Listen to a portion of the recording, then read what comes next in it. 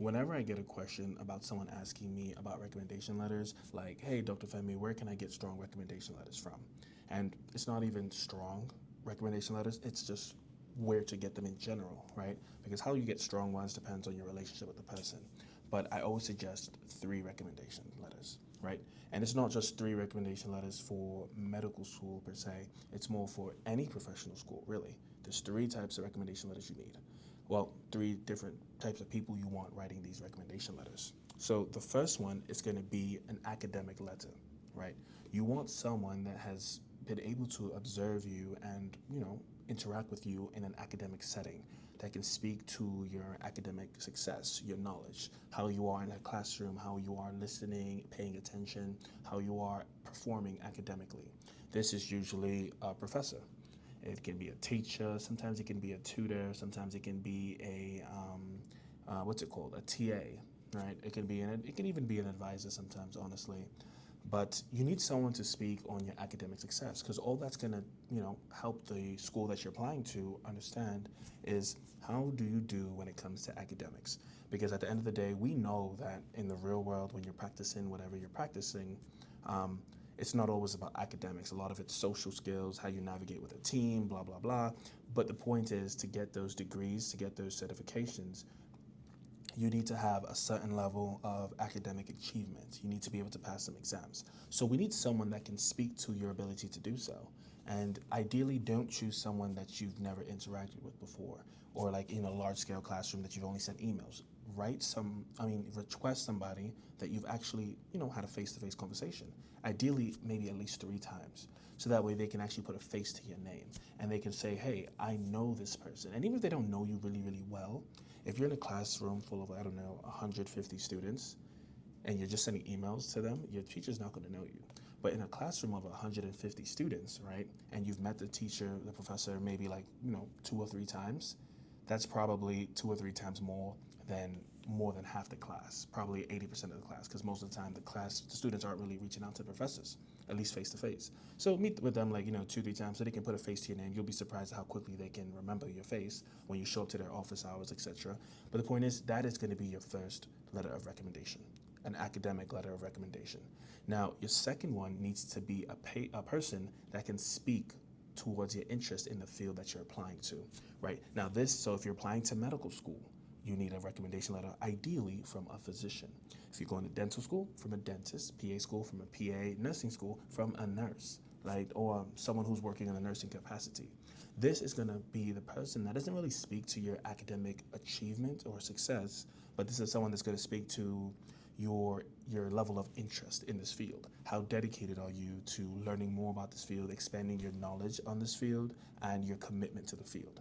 Because at the end of the day, anyone can pass a test, really. Doesn't mean they're actually willing to put in the work that's absolutely necessary. Like I just said earlier, at the end of the day, it's not always about textbook smarts that get the job done. Sometimes it's really just your passion for the job.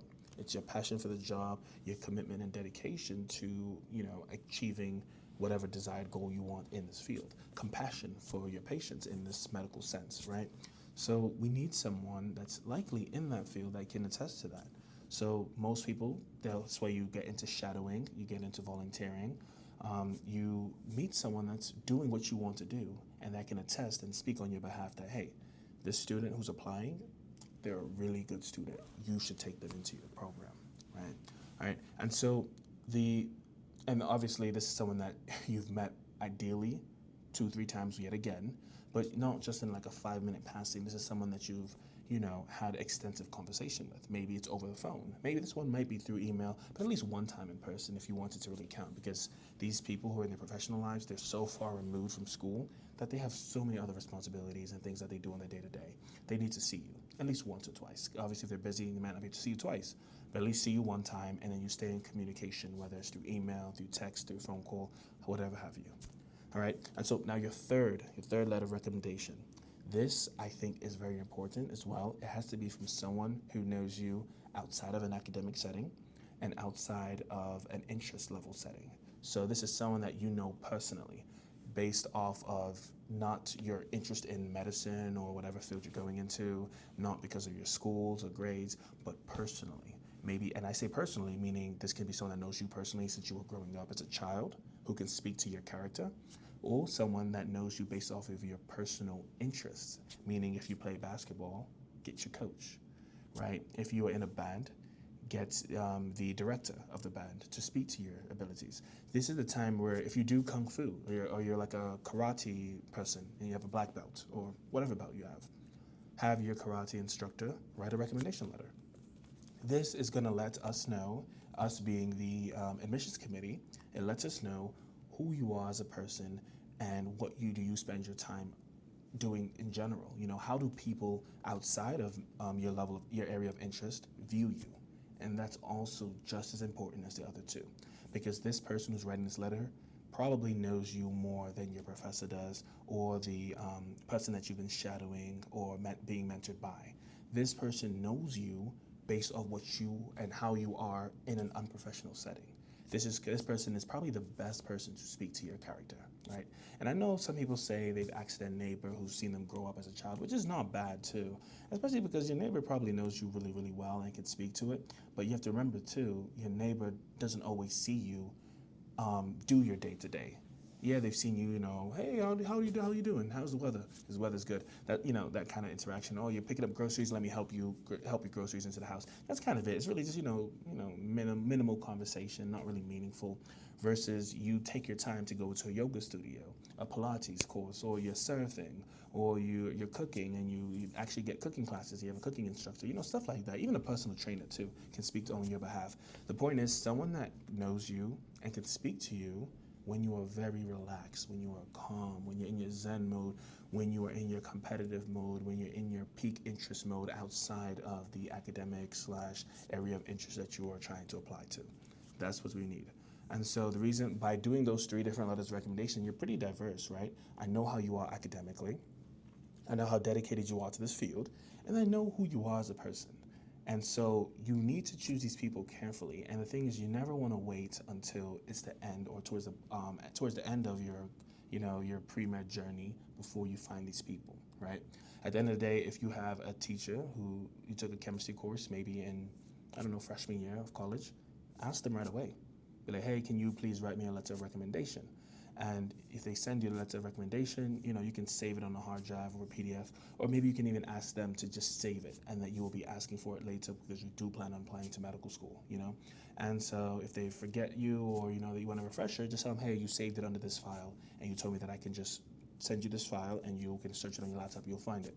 Or if they want to send you the letter of recommendation because it's a prelim, you're not really applying to the medical school yet, you can also say, hey, remember me? I took your course back, a couple years back. This is a letter of recommendation you wrote for me. Can you please submit it to my school, the school that I'm trying to apply to, blah, blah, blah.